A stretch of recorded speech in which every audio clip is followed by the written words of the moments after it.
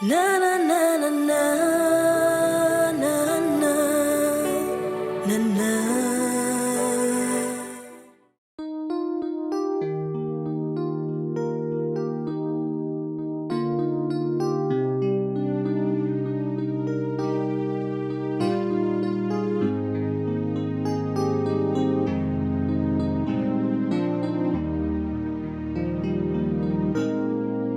Oh, je t'adore,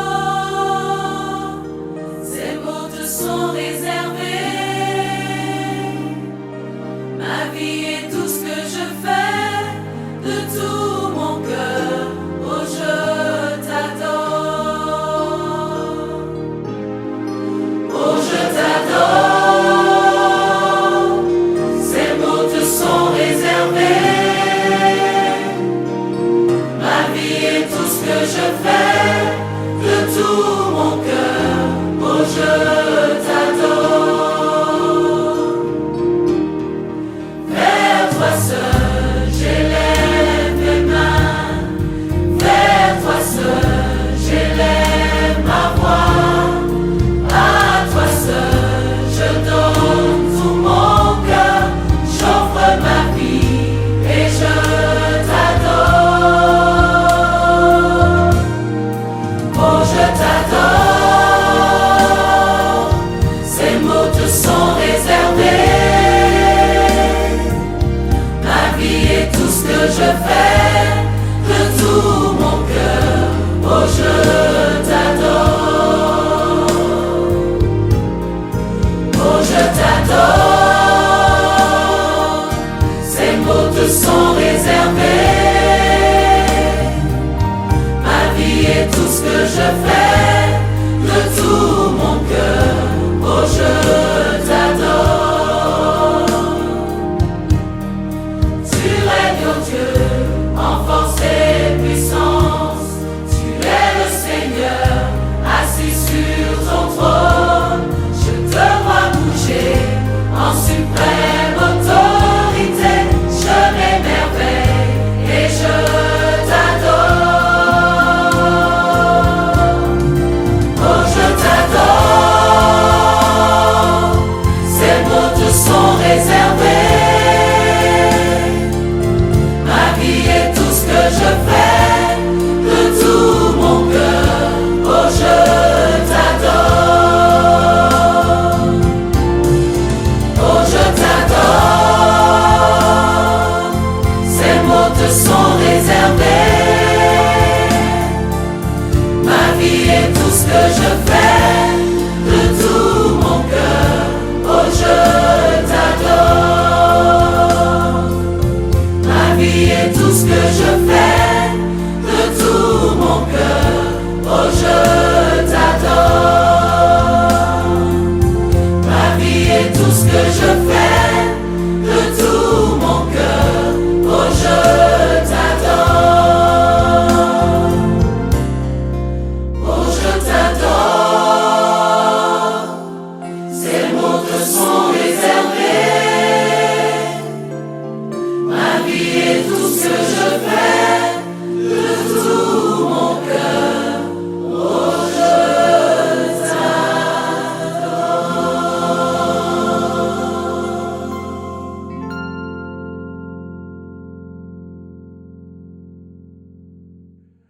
Donc, bonjour à tous mes chers frères et sœurs, bonjour.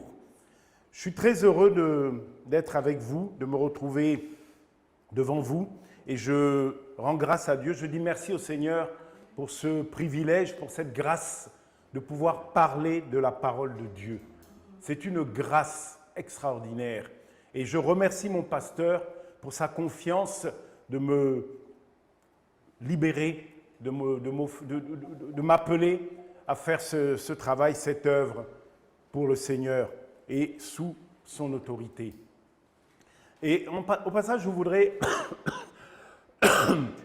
encourager tous ceux parmi nous, que ce soit des responsables, des facilitateurs, responsables, combattants, tous ceux parmi nous qui ont en nous ce désir de parler de la parole de Dieu et autres, de s'avancer dans cet appel, de le faire.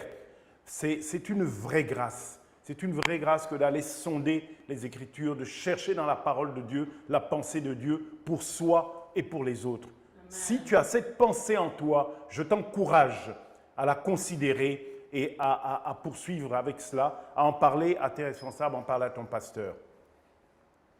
Aujourd'hui, le thème que le Seigneur a mis sur mon cœur, c'est de parler de la déclaration, le pouvoir de la déclaration.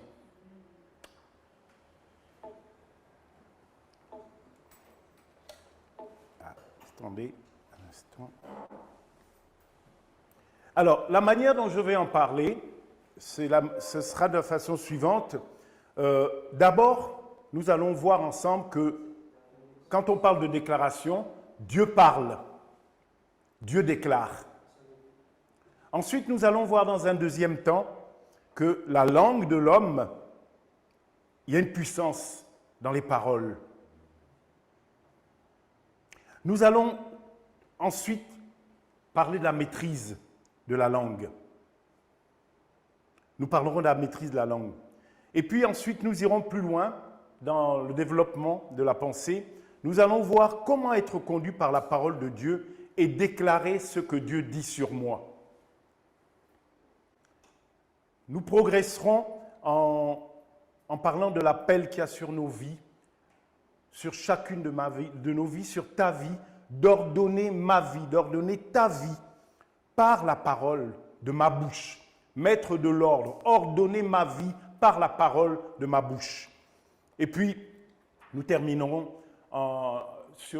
avec une réflexion sur le fait de déclarer pour ordonner la vie autour de nous, selon la volonté de Dieu, par la parole, par nos déclarations. Amen, Amen, frères et sœurs. Amen.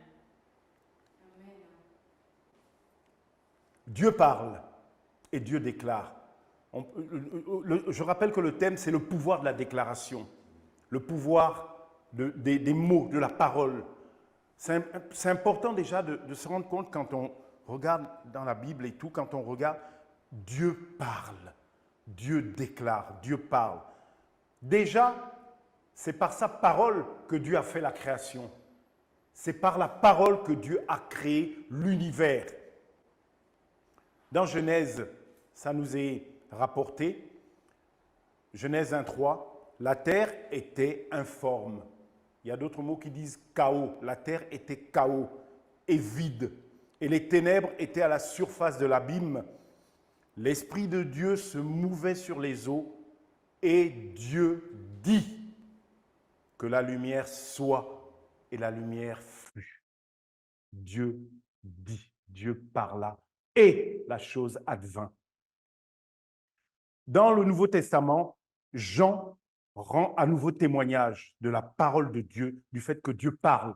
Il dit, au commencement était la parole, et la parole était avec Dieu, et la parole était Dieu. Et toutes choses ont été faites par la parole, et rien n'a été fait sans elle. Dieu parle, Dieu déclare, et Dieu fait advenir les choses. Les choses viennent à l'existence. C'est aussi par sa parole que Dieu déclare sur nous que nous sommes justes. Dieu nous déclare justes par notre foi en Jésus. On voit ça dans Romains 4:5.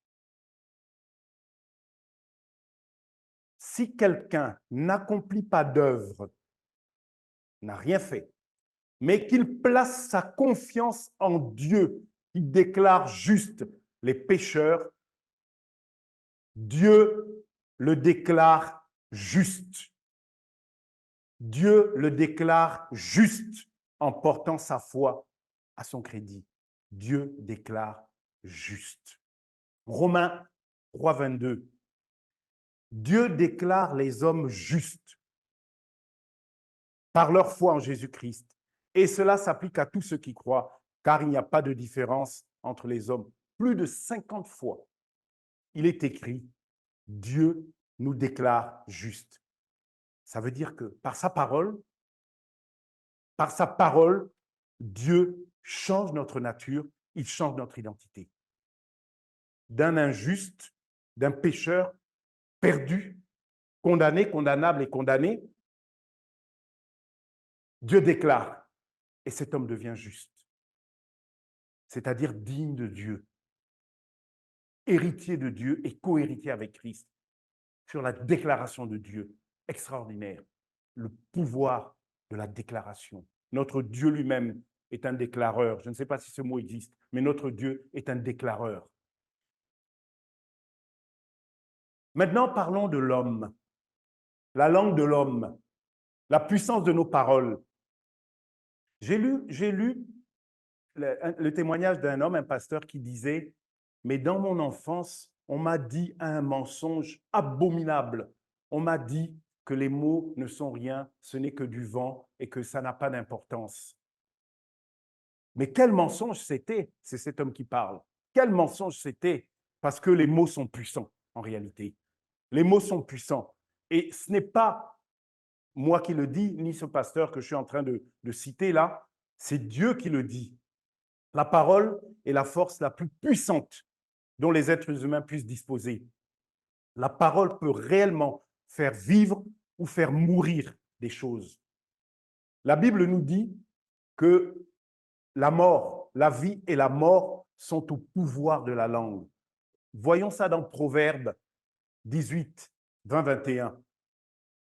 Il est écrit « Chacun goûtera à satiété, il sera rassasié. Chacun goûtera à satiété les fruits de ses paroles, et les fruits de ses paroles, et il se rassasiera de ce que ses lèvres ont produit. » Et le verset 21 dit, « La mort et la vie sont au pouvoir de la langue.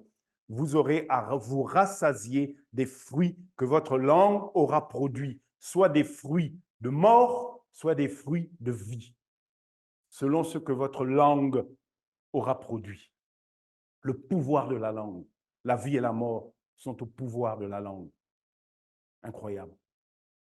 Proverbe 13 nous dit au verset 3, « Celui qui veille sur sa bouche garde son âme. Celui qui ouvre de grandes lèvres court à sa perte. » Frères et sœurs, nous sommes le fruit de nos pensées et de nos paroles. Ce que nous disons porte toujours ses fruits. Toujours. Illustrons encore ça. Nous le savons, c'est la déclaration de notre bouche qui nous conduit au salut. Romains 10, au verset 8 et 9, nous le dit clairement. Lisons-le. Que dit-elle donc? La parole de Dieu, elle est tout près de toi. La parole de Dieu est dans ta bouche, elle est dans ton cœur. Cette parole, c'est celle de la foi et c'est celle que nous annonçons. En effet, si de ta bouche tu déclares que Jésus est Seigneur, si dans ton cœur tu crois que Dieu l'a ressuscité des morts, tu seras sauvé. Car c'est en croyant du cœur qu'on parvient à la justice et c'est en confessant de la bouche qu'on parvient au salut. Tout se joue dans le cœur et prend effet par la bouche. Ça se joue dans le cœur et ça prend effet. Ça devient effectif, ça devient réel par la bouche. Quel pouvoir, la langue et la bouche. Même notre salut dépend de notre déclaration. C'est pour ça que quand nous amenons quelqu'un à Christ, nous lui faisons toujours confesser que Christ est son Seigneur. C'est lorsqu'il déclare cela que s'accomplit le plan de Dieu pour lui et qu'il passe de la mort à la vie par la déclaration de sa bouche sur base de sa foi dans son cœur. Amen, frères et sœurs. Lorsque nous voyons le pouvoir de la langue, ça nous conduit à être vigilants dans ce que nous disons. Nous nous rendons compte du pouvoir que nous avons. Et un pouvoir, c'est quelque chose qui se contrôle, qui se maîtrise, dont il est important d'être conscient. Parlons de la maîtrise de la langue, être maître de sa langue. Qu'est-ce que la Bible dit par rapport à ça? Qu'est-ce que nous avons à comprendre par rapport au fait de maîtriser notre langue? Jésus lui-même, le Seigneur, connaissait l'importance des mots. Il a encouragé ses disciples à être conscients dans leur façon de parler. Soyez conscients quand vous parlez. Il leur disait, et c'est dans Matthieu 12, au verset 36 et 37, Jésus disait à ses disciples, je vous le dis, au jour du jugement, les hommes rendront compte de toute parole vaine qu'ils auront proférée. Car par tes paroles, tu seras justifié et par tes paroles, tu seras condamné. Ça me fait penser qu'il est écrit aussi qu'il y a un livre de souvenirs qui est ouvert. Je ne sais pas à quoi il ressemble, ce livre. En tout cas, quand on voit les choses extraordinaires que l'informatique arrive à faire aujourd'hui, à stocker des paroles, des milliards et des milliards et des milliards de paroles à chaque minute à travers le monde et que tout ça est gardé, stocké, si l'homme arrive à faire ça avec ses moyens informatiques, ne nous posons pas de questions sur ce que Dieu peut faire. Il est écrit qu'un livre de souvenirs existe dans lequel tout est répertorié. Et je répète, Jésus dit, au jour du jugement, le Seigneur parle, il dit, les hommes rendront compte de toute parole vaine qu'ils auront proférée. Car par tes paroles, tu seras justifié et par tes paroles, tu seras condamné. Ce que je pense, ce que je parle, je le fais entrer dans ma vie. Et c'est pourquoi la Bible nous dit et nous enseigne comment et surtout quoi penser et parler. Principe numéro 1, premier principe découlant de ce que nous venons de voir déjà ensemble. J'ai le pouvoir de soumettre et de contrôler mes pensées. J'ai le pouvoir de soumettre et de contrôler mes pensées. Philippiens 4:8. Appuyons toutes ces déclarations par la parole de Dieu. Philippiens 4:8 nous dit, au reste, c'est Paul qui parle, au reste, mes frères, que tout ce qui est vrai, tout ce qui est véritable, vérité, que tout ce qui est honorable, que tout ce qui est juste, tout ce qui est pur, tout ce qui est aimable, tout ce qui mérite l'approbation, ce qui est vertueux et digne de louange, soit l'objet de vos pensées. La justice, la vertu, produire le bien, ce qui mérite l'approbation, qui est agréable à Dieu et aux hommes, tout ce qui est vrai, la vérité et autres, que tout cela soit l'objet de vos pensées. 2 Corinthiens 10:5, Paul nous dit encore de détruire les raisonnements. Le mot, c'est détruire. Détruire les raisonnements et toute hauteur qui s'élève prétentieusement contre la connaissance de Dieu et amener nos pensées captives à l'obéissance à Christ.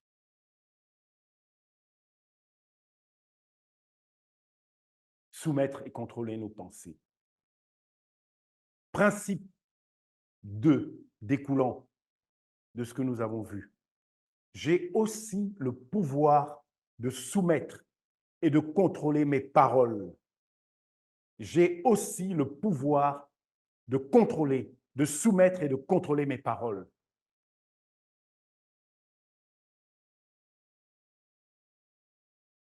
Job, et rappelons-nous que Job, le livre de Job est le livre le plus ancien de la Bible. C'est un livre qui a été retrouvé, récupéré et autres, mais dont on sait qu'il a été écrit avant même les autres livres de la Bible, dont la Genèse, l'Exode, etc.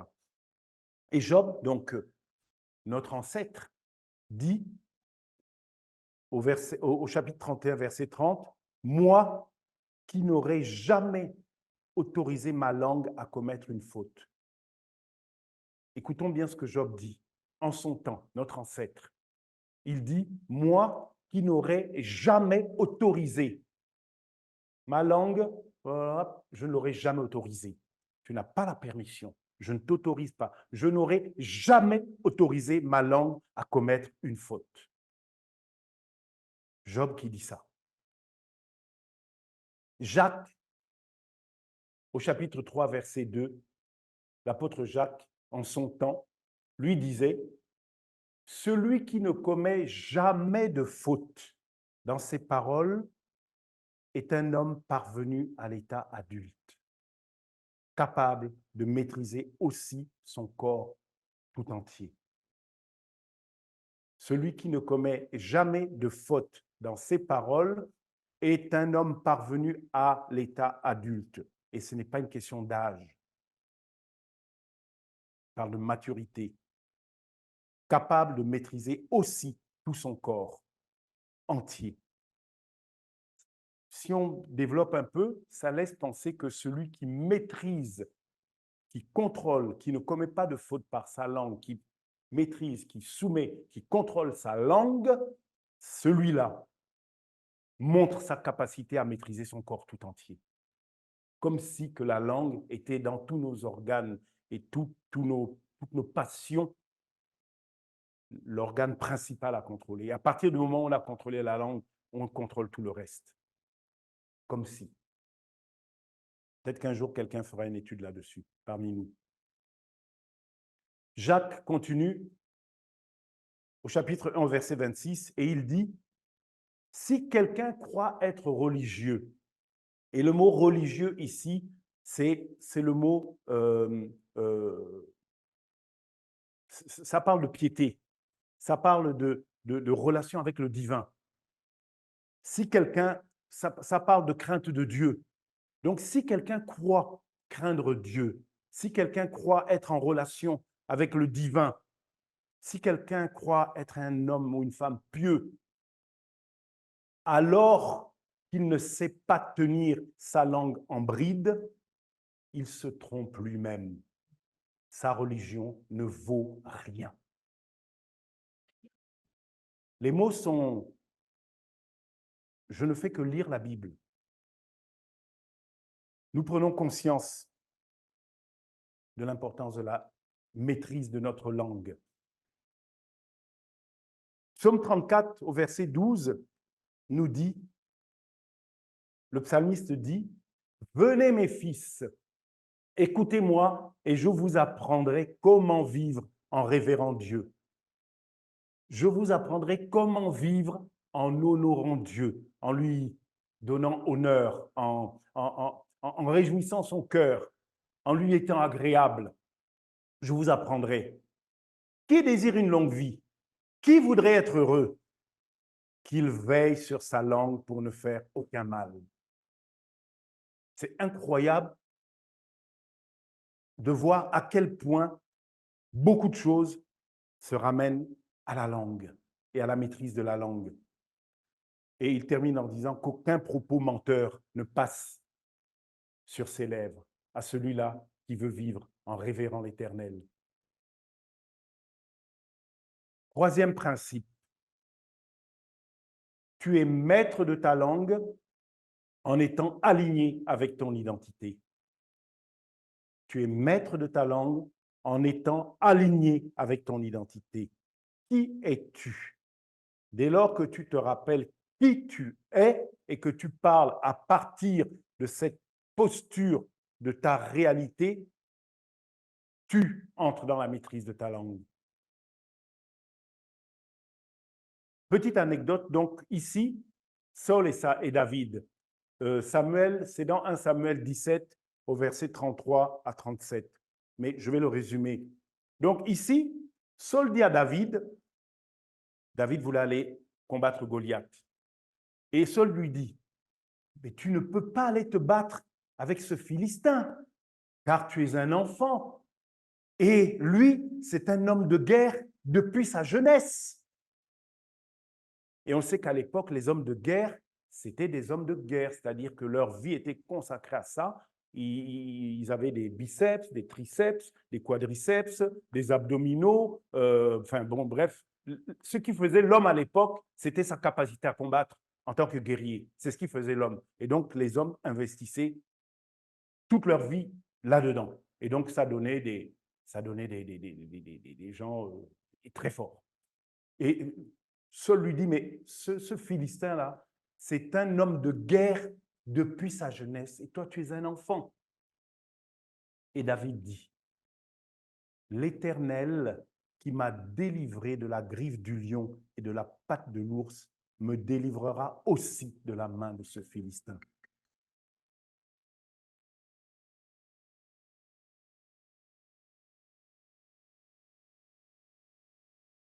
Ici, Saul dit à David, tu es un enfant. Et David lui répond, Dieu va me donner la victoire. Il connaît son identité. Saul le définit en dehors de son identité. Il se repositionne dans son identité et il répond à partir de son identité. L'Éternel va me délivrer comme il l'a toujours fait parce que je suis gardé comme la prunelle de ses yeux. Sécurité totale. Et je sais que je vais tuer ce Philistin-là. Comme David. Arrêtons de dire ce que les gens disent. Arrêtons de dire ce que Saul dit sur nous. Arrête de dire ce que Saul dit ou ce que Saul a dit. Et Saul, ça peut être tes parents, par erreur, par ignorance, qui ont dit des choses. Saul, ça peut être tes enseignants, à l'époque où tu es rentré à l'école, qui ont dit des choses. Saul, ça peut être un tonton, une tati. Saul, ça peut être une personne en autorité quelconque qui a dit des choses sur toi et qui t'a positionné dans ce qui n'était pas toi. Réponds-lui à partir de ton identité. Et là, tu maîtrises ta langue. Nous ne sommes pas là pour plaire aux gens, ni pour parler comme tout le monde. Principe 4. Tu es maître de ta langue en ne t'auto-détruisant pas par tes propres paroles. Tu es maître de ta langue en ne te détruisant pas toi-même par tes propres paroles sur toi. Attention à ne pas s'auto-maudire par des paroles négatives. Ah, j'y arriverai jamais. Oh, j'ai jamais réussi à faire ça. Oh, je suis incapable. Oh, je suis moins intelligent. Toi, tu as de la chance, tu es intelligent, mais moi, je ne suis pas intelligent. Je ne retiens rien. Mon cerveau est vide. Je suis faible, etc. Je suis pauvre, etc., etc., etc. S'auto-détruire par des paroles négatives. Refuse également les malédictions de quelqu'un d'autre sur toi. Les mots destructeurs et autodestructeurs ont une implication, un impact sur ta vie. Les mots sont puissants. Lorsque tu contrôles ce qui traverse ton esprit et ce qui sort de ta bouche, en faisant ça, nous prenons le contrôle des choses qui se passent dans nos vies. Nous allons prier. Avant ça, je vais rappeler les 4 principes qui découlent des versets que nous avons déjà vus. Nous avons vu, premièrement, premier principe, j'ai le pouvoir de soumettre et de contrôler mes pensées. J'ai ce pouvoir. Deuxièmement, nous avons vu que j'ai le pouvoir de soumettre et de contrôler mes paroles. Troisièmement, nous avons vu qu'en étant alignés dans notre identité, nous sommes maîtres de notre langue. Et quatrièmement, nous avons vu que nous sommes maîtres de notre langue en n'acceptant pas des paroles négatives sur nous et en ne disant pas nous-mêmes des paroles négatives sur nous-mêmes. Qu'aucune parole négative sur toi-même ne sorte de ta bouche où tu te condamnes, où tu prophétises négativement sur ta vie. N'accepte aucune parole de mort sur ta vie, qu'elle vienne de quelqu'un ou de toi-même. Nous allons prier. Nous allons prier. Si vous pouvez vous lever, s'il vous plaît. Tu vas prier et dans la prière, nous allons dire, Père, Père, merci de m'avoir donné la puissance de la parole. Je fais le choix, je choisis de proclamer des paroles de vie et de victoire.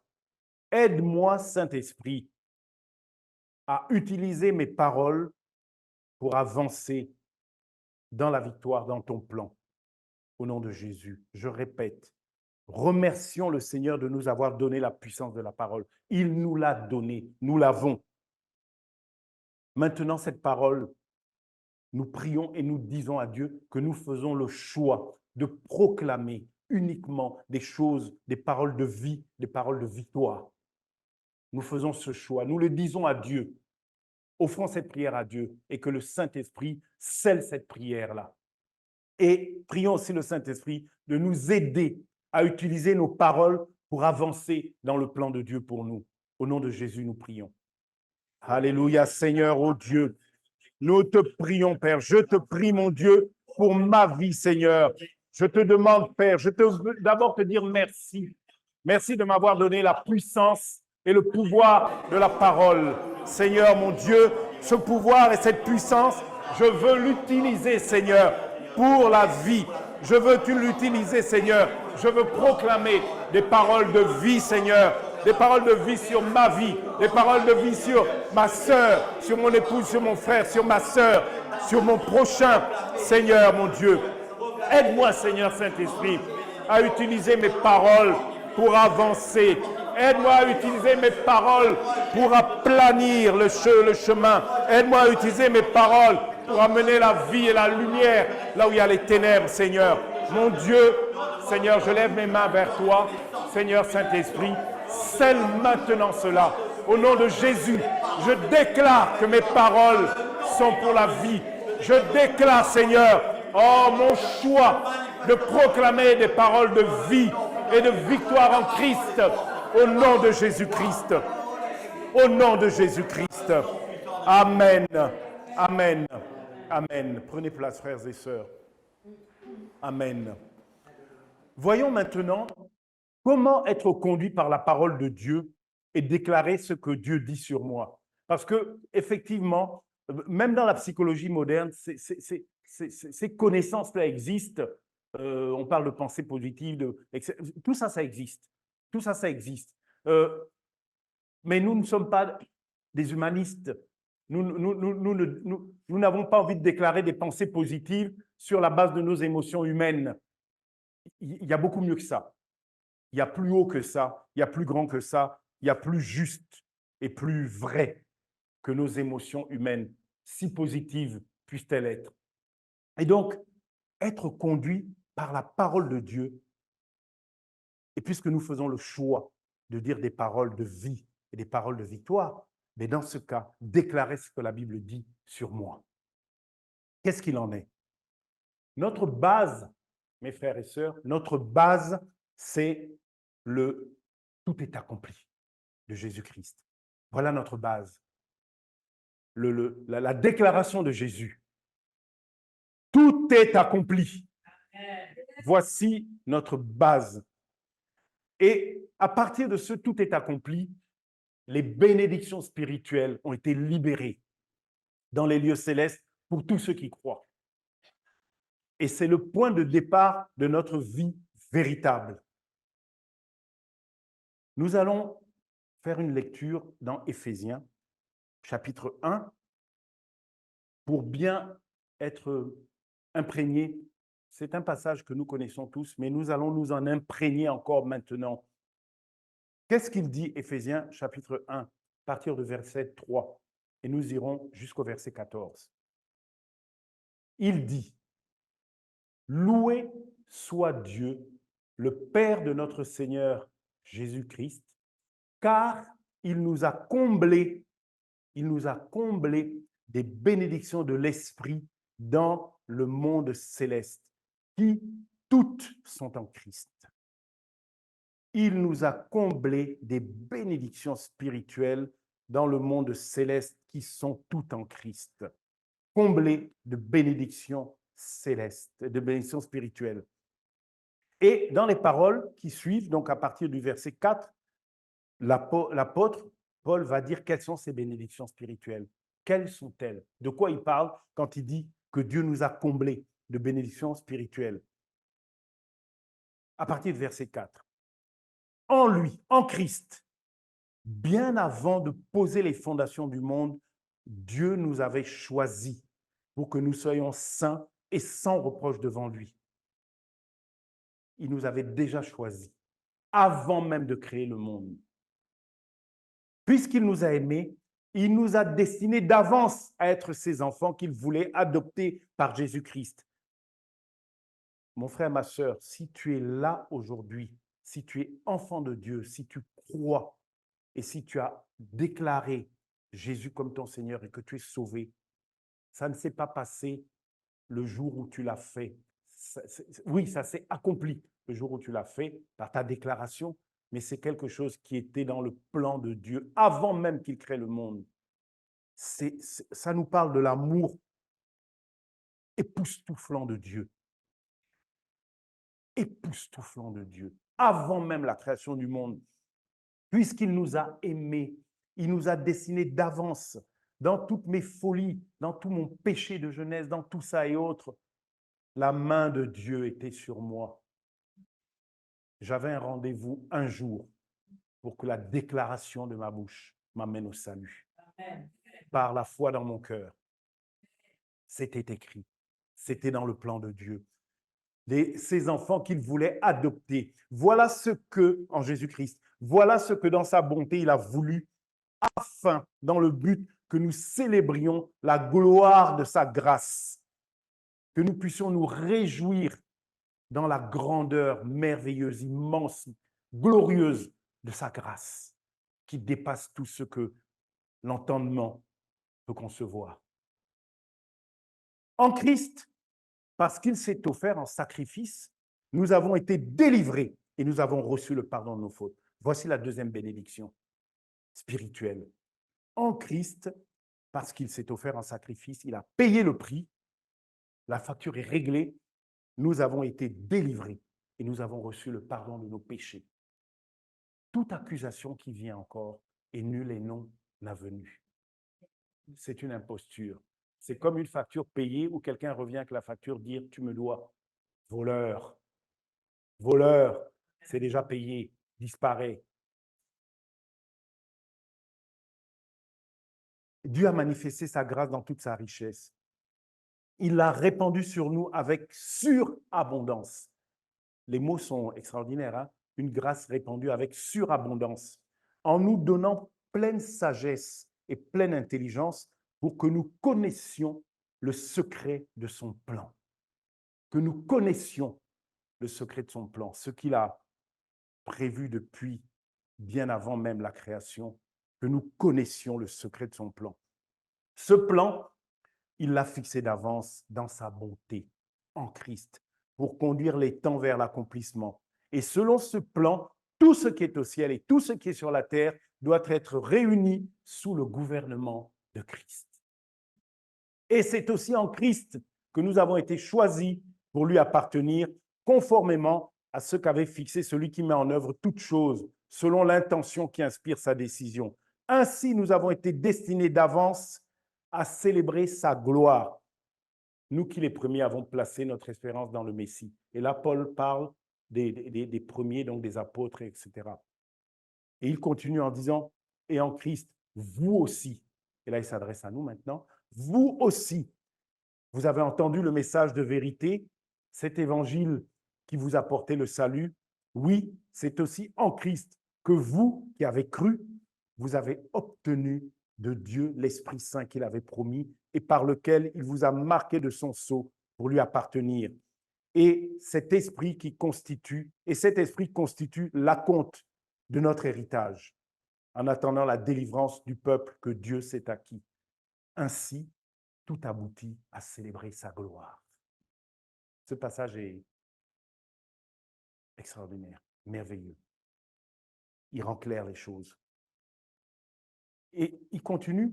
Donc, pour toutes ces raisons, c'est l'apôtre qui parle encore, pour toutes ces raisons, par rapport à ce qu'il vient de dénoncer là, toutes ces bénédictions spirituelles, donc en conséquence de toutes ces bénédictions spirituelles, moi aussi, Paul, après avoir entendu parler de votre foi au Seigneur Jésus et de votre amour pour tous ceux qui appartiennent à Dieu, je ne cesse de dire ma reconnaissance à Dieu à votre sujet quand je fais mention de vous dans mes prières. Et qu'est-ce qu'il prie? Qu'est-ce qu'il prie? Il dit, je demande que le Dieu de notre Seigneur Jésus-Christ, le Père qui possède la gloire, vous donne par son esprit qui est en vous, vous donne par son esprit sagesse et révélation pour que vous le connaissiez. Qu'il illumine ainsi votre intelligence afin que vous compreniez en quoi consiste l'espérance à laquelle vous avez été appelés. Que vous compreniez quelle est la glorieuse richesse de l'héritage que Dieu vous fait partager avec tous ceux qui lui appartiennent.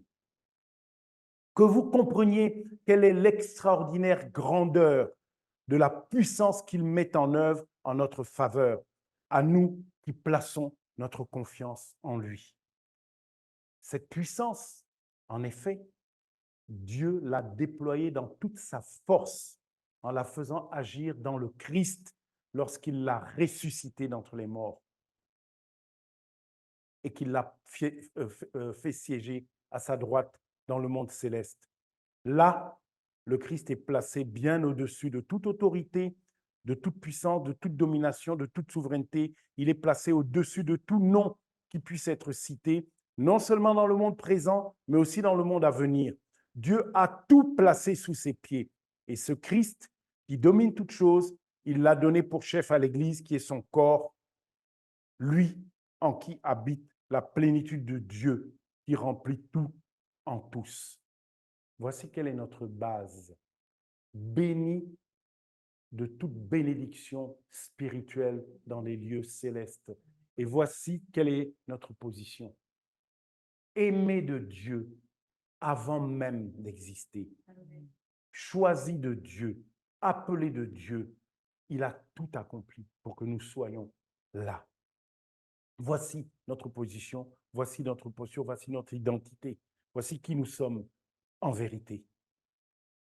À la base, donc à partir de cette base de tout est accompli, nous avons donc le pouvoir d'orienter nos paroles en alignement avec le Dieu qui nous a créés. Nous avons ce pouvoir d'aligner nos paroles en alignement. Dieu veut que nous soyons trempés dans sa parole afin que nous soyons forts face aux mensonges du diable. Trempés dans sa parole, trempés dans la vérité, trempés dans la connaissance du plan de Dieu. Connaissance, intelligence, révélation, vue, sagesse, illumination de tout ce qui concerne le plan de Dieu, clair, pour faire face aux mensonges du diable. Le diable est impitoyable. Il nous fait la guerre et il continuera à le faire sans relâche. Attaquer nos âmes, nos pensées. Il ne va pas arrêter de nous oppresser. Et on peut tous se retrouver dans une circonstance où on est oppressé, attaque, des influences de diable, démons, etc. Mais Dieu nous a donné l'arme puissante de sa parole pour résister. Et cette parole, elle agit lorsque nous la déclarons. Cette parole, elle agit lorsque nous la déclarons. Et pour la déclarer, nous avons à la connaître. Hier, on en parlait à la réunion au culte des accents et nous disions, dans les circonstances de la vie, lorsque des choses nous arrivent, mensonges, faussetés, situations difficiles, notre réaction ne nous laisse pas le temps d'aller chercher dans la parole comment répondre à cette situation. C'est le dépôt que nous avons en nous qui va s'activer pour dire voici la vérité face au mensonge. Amen. Si la parole, elle est puissante et la parole de Dieu, elle est surpuissante. Si la parole de Dieu, en termes d'image, devait être comparée à un explosif,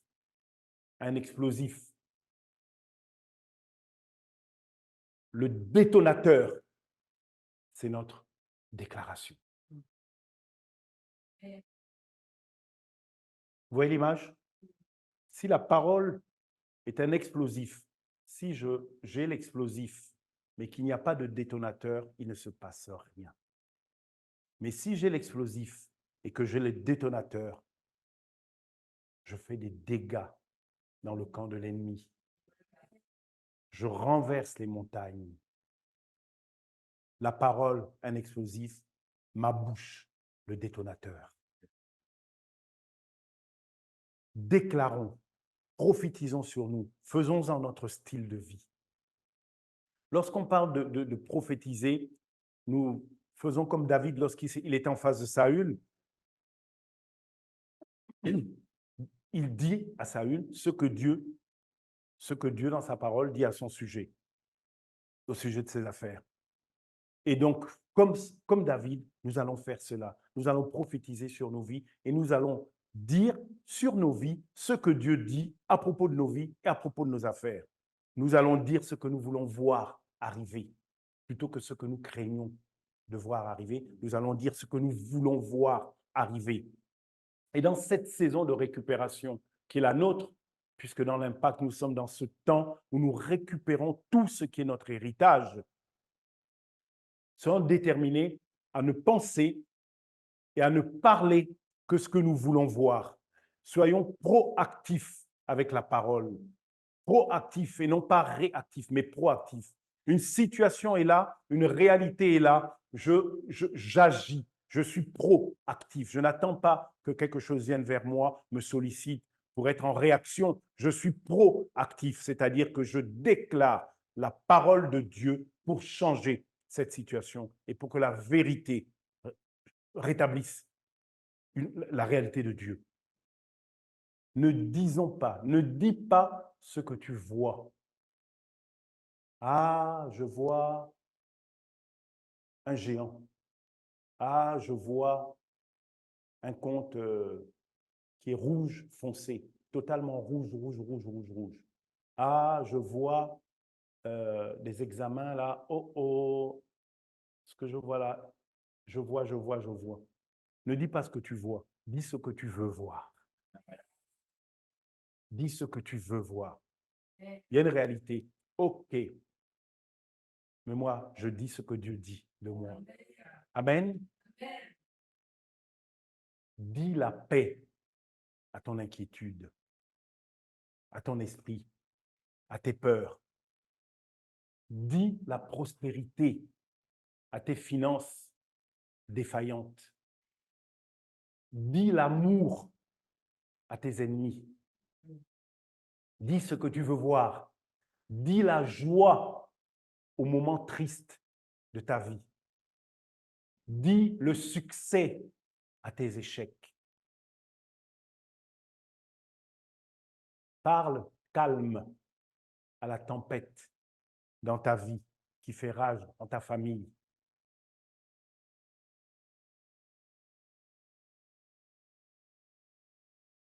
C'est ce que nous sommes.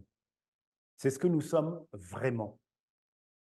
Je vous ai raconté il y a quelques années, je crois, il me semble, l'histoire de ces deux garçons qui ont un père, et parmi les deux, il y en a un qui a la foi, et puis un autre qui ne dit que ce qu'il voit est même, voilà, pessimiste.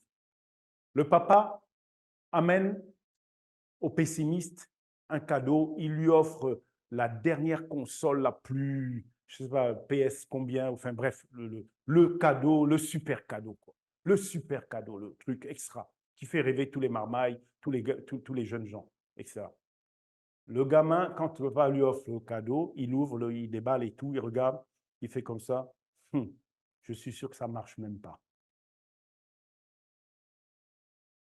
L'autre, celui qui a la foi, le papa, pareil, dans un emballage et tout, il lui met une crotte de cheval. Et donc, le gamin déballe son truc et il voit la crotte de cheval.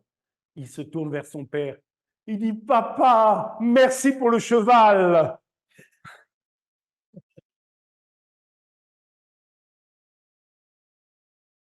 posture. Qui es-tu? Qui es-tu et qu'est-ce que tu veux? Amen, mes frères. Souvenons-nous toujours que ce que nous proclamons sur notre vie, c'est ce qui nous arrivera. Les paroles sont puissantes. Il pourra arriver que tu ne te sentes pas bien, et ça nous arrive à tous, mais ne passons pas notre temps, ne passe pas ton temps à dire « Ah, j'ai mal au dos, je vieillis, je crois que ça ne va jamais s'arranger. » Ça ne s'arrangera pas. Lorsque tu parles comme ça, tu es en train de prononcer des paroles de défaite sur ton avenir. Tu es en train de dire « ça ne s'arrangera pas ». Ça ne s'arrangera pas. Wow! Malédiction sur toi-même. Et plutôt des paroles positives, inspirées par la parole de Dieu. Proclame en disant, proclame la victoire. Et pour la même situation, tu vas dire, mais je ne me sens pas au mieux de ma forme, mais je sais que ça va passer. Dieu me rétablit. Je vais être plus fort, en meilleure santé et me sentir plus jeune. Le meilleur est encore devant moi. Parce que c'est ce que Dieu dit.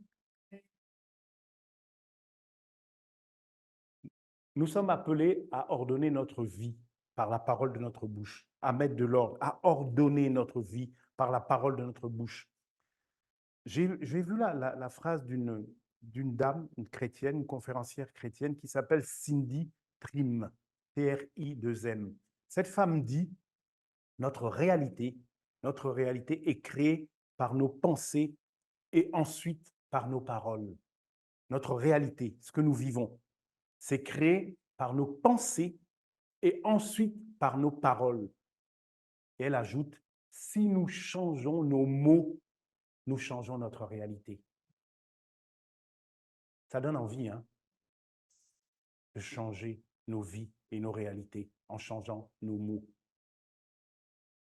Rappelons-nous encore que le travail de la création de Dieu s'est fait par des mots, par des paroles. Dieu a parlé et il nous a donné ce pouvoir.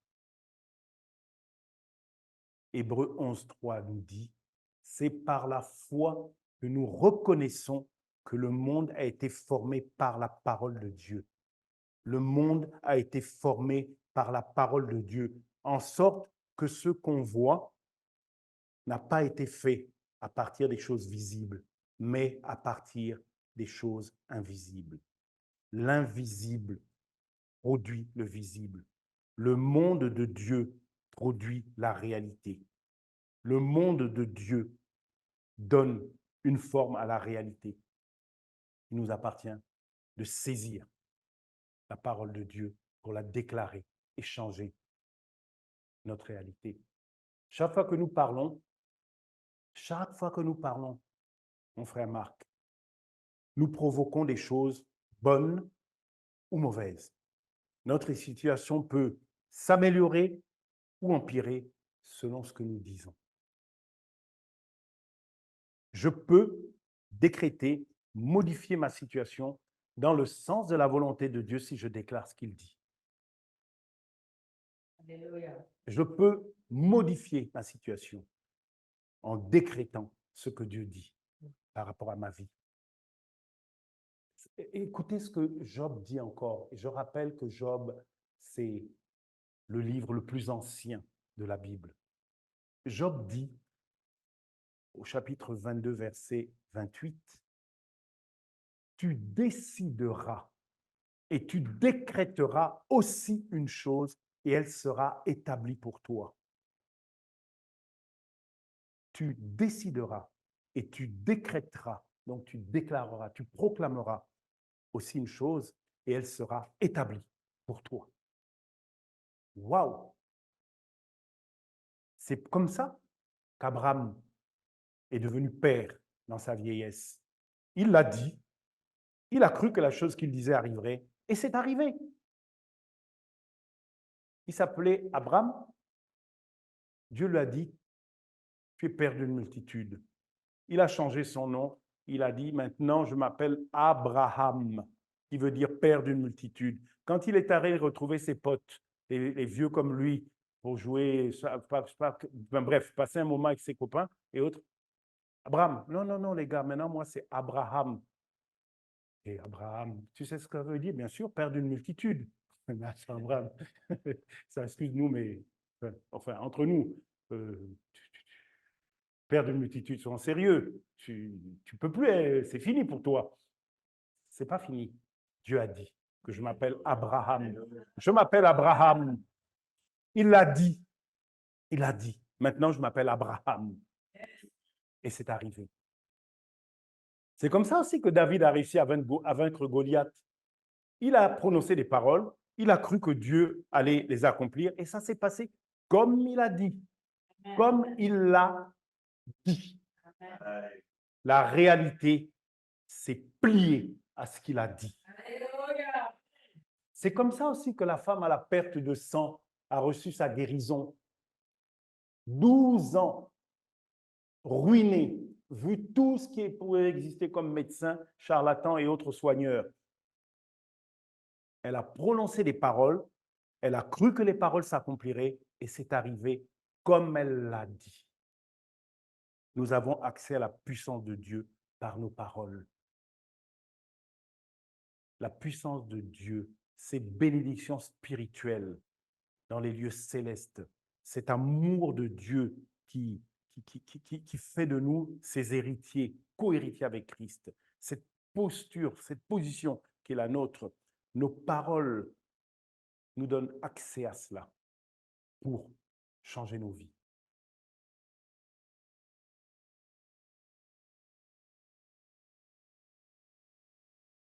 Je voudrais qu'on s'arrête encore un instant sur le passage de Romains, chapitre 10, verset 9, parce que ce passage, il est très parlant. Il dit, ce passage, si tu confesses de ta bouche le Seigneur Jésus, si tu crois dans ton cœur que Dieu l'a ressuscité des morts, tu seras sauvé. Si tu déclares de ta bouche. Et on sait que quand il dit tu seras sauvé, le mot sauvé, pasteur nous en parle souvent, c'est le mot sotaria qui veut dire délivré, guéri et autres. Tu seras sauvé, tu seras délivré, tu seras guéri. Donc la Bible est en train de nous dire que le fait de croire que Dieu peut nous sauver, que Dieu peut nous délivrer, que Dieu peut nous guérir, ne suffit pas.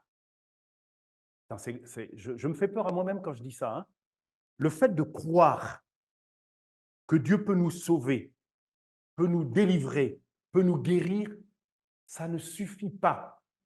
La Bible ajoute une chose que le chrétien doit faire pour cela, déclarer. Si tu déclares de ta bouche le Seigneur Jésus, si tu crois dans ton cœur, tu seras sauvé. Mes frères et sœurs, apprenons donc, apprends, que j'apprenne à déclarer ce que je crois. Parce que le monde spirituel opère avec la foi et avec la parole. Hein, Gabriel? Avec la parole de ta bouche, mon frère.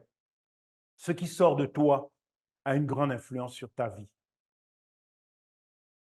Par exemple, quand l'ennemi te dit « ta vie ne changera jamais, tu seras toujours mon esclave », de toute façon, cette passion que tu as, ce caractère, ce défaut, blablabla, ça ne changera jamais et tout. Tu dois déclarer les paroles de délivrance qui sont contenues dans la Bible. Tu dois déclarer ces paroles. Et lorsque tu déclares ces paroles de délivrance, là, la puissance de la parole de Dieu va entrer en jeu dans le combat et elle va combattre pour toi et renverser ton ennemi parce que la vérité est plus forte que le mensonge. Parce que la lumière est plus forte que les ténèbres. Même en physique, on le sait. Les ténèbres n'existent pas. Les ténèbres, ce n'est que l'absence de lumière. Les ténèbres n'existent pas. Ce n'est que l'absence de lumière. Dès lors que la lumière apparaît, les ténèbres disparaissent. Amen. Lumière de la parole et lumière de notre déclaration de la parole. Apocalypse 12, 11. Je cite beaucoup de versets pour que l'Esprit de Dieu nous convainque à quel point tout ceci est vrai et juste. Apocalypse 12, 11 dit « Ils l'ont vaincu à cause du sang de l'agneau et de la parole de leur témoignage. Au temps de la révélation du dernier temps, devant Dieu, devant le trône, la prophétie de Jean, c'est que tous les saints qui viendront devant Dieu, il sera dit sur leur vie qu'ils ont vaincu à cause du sang de l'agneau qui a été versé pour leur rédemption et la parole de leur témoignage. La parole de notre témoignage fait de nous des vainqueurs qui un jour se retrouveront devant le trône de l'Éternel. Nous allons prier, nous allons demander à Dieu de nous révéler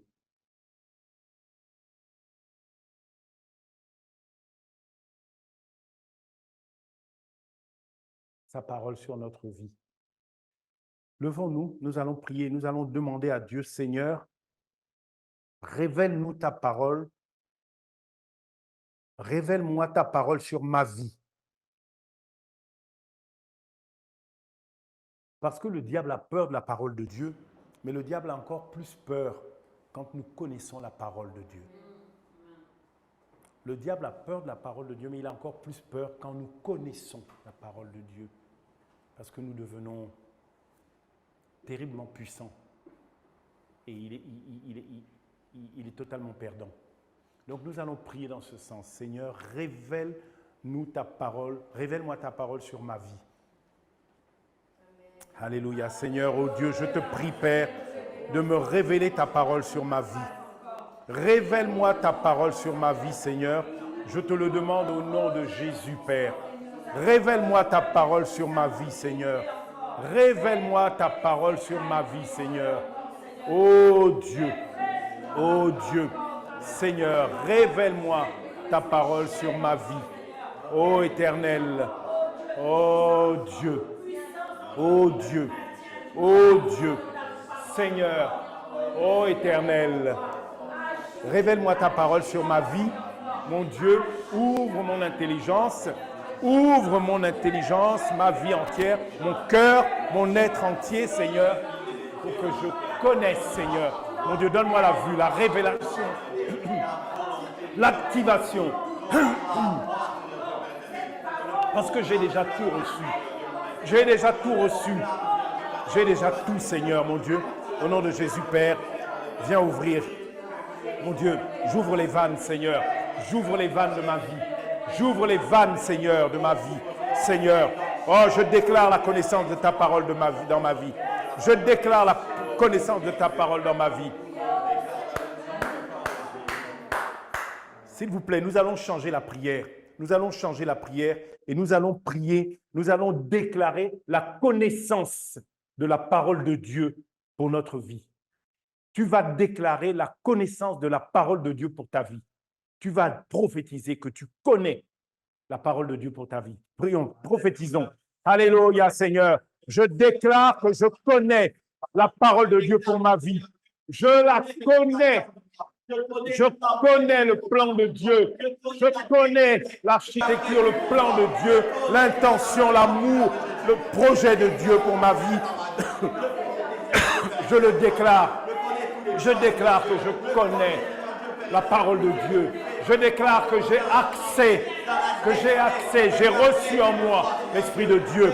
Et l'Esprit de Dieu m'enseigne, l'Esprit de Dieu m'instruit, l'Esprit de Dieu me fait connaître ce que Dieu a pour moi.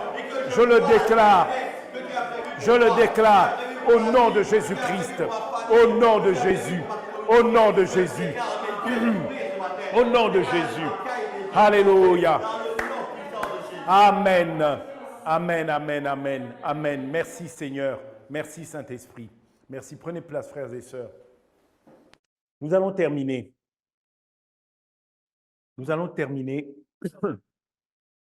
Vous aurez compris, nous aurons compris. On ne vit qu'une seule fois. Nous n'avons qu'une vie et une seule. Lorsque tu connais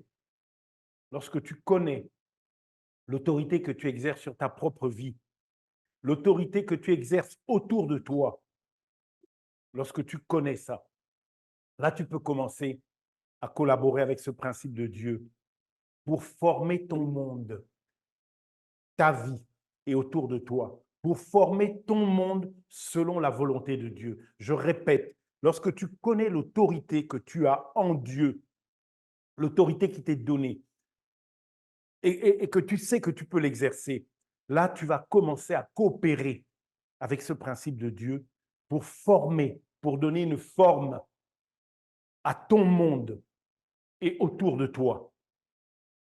Et alors, commencer à être satisfait par le fruit des paroles de ta bouche. Le fruit des paroles de ta bouche te sera bon, te sera agréable, te sera doux. Maîtrisons notre langue. N'ouvrons pas la bouche pour permettre à tout type de mots de sortir. En conclusion, au lieu de dire des mots qui dirigent notre vie vers la destruction, utilisons notre foi en Dieu et la puissance de la parole pour nous diriger vers la vie et la paix. Les paroles de notre bouche vont travailler soit pour nous, soit contre nous. Frères, sœurs, pourquoi ne pas prendre une décision de qualité aujourd'hui? Celle de toujours faire travailler les paroles de notre bouche en notre faveur. Dans ton cœur, et nous savons que l'intention finalisée a de la valeur. Dans ton cœur, décide, prends cette décision aujourd'hui de toujours faire travailler les paroles de ta bouche en ta faveur. La vie en Christ est une vie de la parole. La foi chrétienne, la vie chrétienne, la marche chrétienne est une vie de la parole. Pasteur nous disait hier, ma prophétie, ce n'est pas de courir après des gens qui vont dire des choses. Ma prophétie, ce que je suis appelé à vivre, ce que je suis appelé à devenir, est dans la parole. Amen. Au moment, lorsque je déclare la parole, lorsque tu déclares la parole, que je me souvienne toujours, que tu te souviennes toujours que ce que Dieu dit, il l'accomplit parce qu'il est fidèle. Donc, ça va s'accomplir. Ça va s'accomplir. Même si ça tarde, ça va s'accomplir. Même si les circonstances montrent autre chose, ça va s'accomplir parce que Dieu est fidèle et sa parole est certaine. Proclamons ce que Dieu dit à notre sujet. Vivons les bénédictions qui découlent de cela. Au nom de Jésus-Christ. Amen, frères et sœurs. Amen. Amen. Amen. Nous remercions le Seigneur pour ce moment. Merci Seigneur. Merci Saint-Esprit. Merci Père. Merci mon Dieu. Merci Père pour ton esprit au milieu de nous. Merci pour ta parole au milieu de nous. Merci pour tout ce qui existe, mon Dieu, dans ton plan, dans ton éternité. Merci pour la révélation. Merci pour la sagesse, l'intelligence. Merci pour l'élévation. Merci pour l'élargissement de nos vies. Merci pour la puissance que tu nous donnes, Seigneur. Merci pour ta grâce. Merci pour ta grâce merveilleuse, Seigneur.